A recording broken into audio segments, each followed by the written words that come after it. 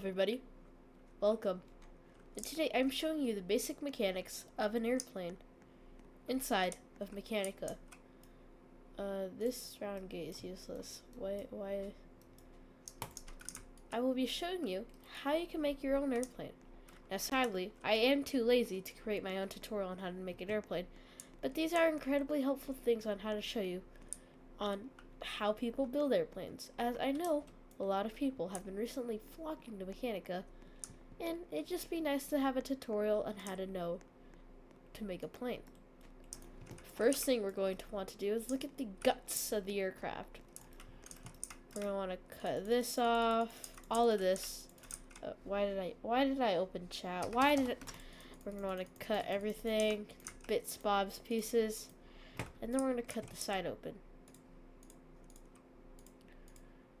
This is showing you the internals of my airplane. Step 1, let's go to the back. Now the back consists of a movable rudder and 2 elevators. I recommend having the motors be at the direct front of the elevator for more control. Obviously this may vary with every aircraft you're using, but yeah. And a rudder is fairly simple. Make your rudder very thick. The reason why you want it so wide, is because your rudder is keeping your airplane from tilting left to right. You don't want it to do that, but with this, it helps stop it. So you're going to want to build a rudder. Make sure you put a servo in it.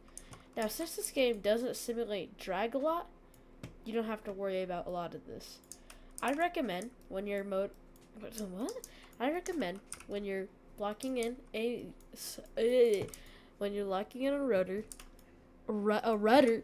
rudder, you use a dynamic offsetter to collapse it in. The reason why is because it's just a lot more space and it's very easy. Next, near the back, I have balance weights. The reason why I have this is so that way the aircraft can fly smoothly without dive bombing. I also make it like this because so that way it can cruise. That's about it. Now going into the middle, I have a deployable landing light. Now, this can vary a lot. You can put them on your wheels, you can put them on the front of your airplane, whatever. But I decided to make it deployable because I won't be using this every landing, and I don't want it to be a massive obstruction. Also, just for realism, this is the cockpit. I have my speedometer, and if I'm reaching my max RPM. The way the max RPM works is I rounded out the output. Since the output is 0.1, you can round it so that way. Oh, that's an awful lot of connections. But if you round it, it will only turn on when it's at max RPM, aka 1 and higher. Next, we have the front of the airplane. Now, if you're building a propeller airplane, I recommend building a fake intake. This is how mine looks like. It looks very fake because it is very fake, doesn't serve any proper purpose, much like these fake exhausts that just look cool. That's all that counts in the end. And we also have our speedometer. What I like about this is that it actually adds some detail and effect to it. Now, one thing as well, for some reason, speedometers are freaking heavy. They're very heavy. They're so heavy. They have no excuse to be this heavy. You have no excuse, okay? You have no excuse. But, yeah. I actually tried making it wood to see if it would get lighter. No, not really. A little bit. And this is the front. Now, this is a whole motor locking mess, but basically, if you want, we can make it simpler. Basically, why am I saying basically so much? Oh my gosh. It's a hollow end, and then at the very front, there is a motor that spins the propeller.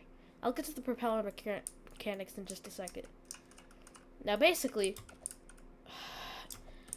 what you're going to want to do, if you want to add engine details, I recommend making it a dynamic offsetter tower. If you're used to playing Plane Crazy, or you have been playing Plane Crazy, or if you're a veteran of it, aka me, you know motor locking is actually kind of a similar process. The only difference is you don't need 2 motors to actually lock it into one block. You can just do this. And also, at the top, and actually there's 3 of them, there are helium blocks. Because of this guy, and like this entire thing, it's very heavy. And so I have maxed out helium blocks constantly on by this constant gate. Now, do I recommend this for every airplane? No. Make sure when you get the aircraft actually done, I recommend you fly it first. Get a feel for it. What do you need? Is it tilting up? That means you need to... Wait a second. If it's tilting up, that means you need to put more weight in the front. If it's tilting down, put more weight in the back. And if it flies pretty stable but shaky, make sure to improve your ailerons. And make sure that the front isn't too big. That causes counter rotation, because there is counter rotation in this game, a whole lot of it.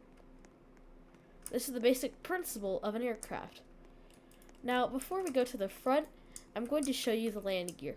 Now, what I do normally is, because it's way easier, I use clutches connected to key detectors, and once the clutches are activated, they brake. Now, these are custom wheels.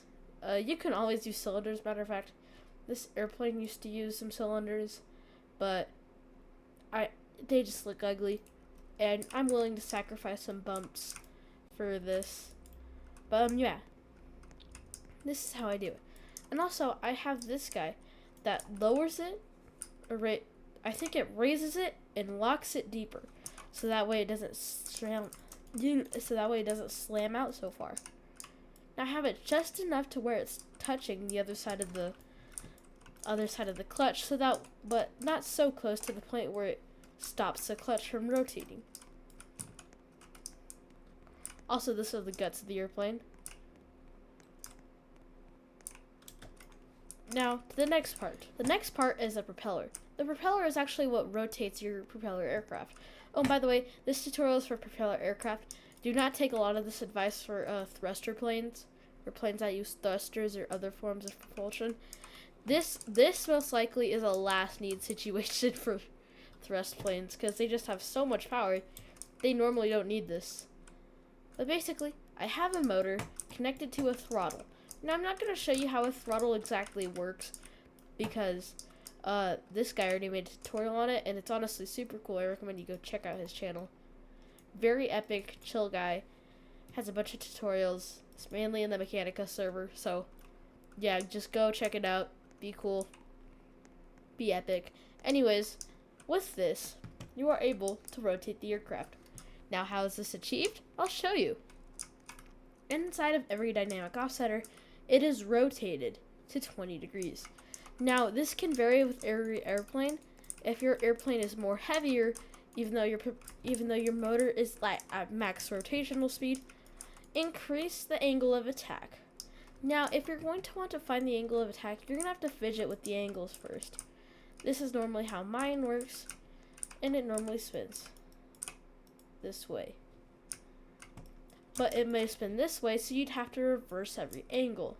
See what I'm saying here? You see what I'm saying? Now with this, there comes a little bit of thing. You have to be very careful with what you choose.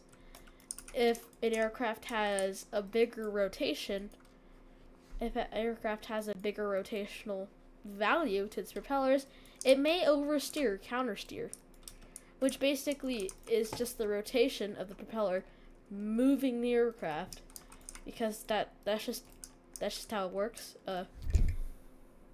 Shoot. I'm not a nerd in a lot of things. Yeah. I'm not a nerd in a lot of things. But yeah.